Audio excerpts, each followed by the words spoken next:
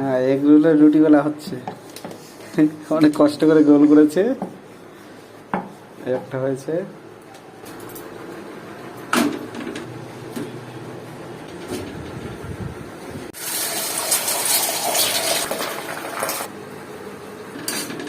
হ্যাঁ, পুরো জায়গায় দিয়েছে।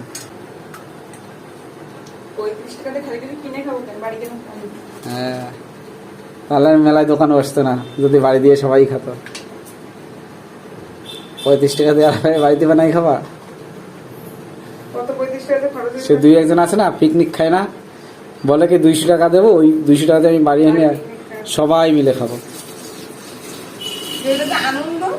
হ্যাঁ, আগে তো কাজ করে খাতি হতো, রান্না করে। এখন আর রান্নাও করা লাগতেছে না, বসে বসে খাচ্ছি, থালা বাসনও মাজা লাগে না, জামা প্যান্টও কাপড় লাগে না, বিয়ে করে ভালোই মজায় আছি।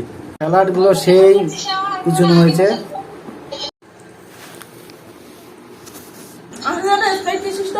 বাদাম খাচ্ছে আর এগরোল বানাচ্ছে। এগরোল প্রায় হয়ে গেছে,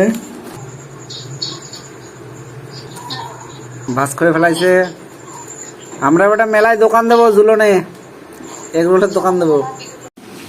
এগরোল বানানো পুরো কমপ্লিট হয়ে গেছে, এখন খাবো আমরা।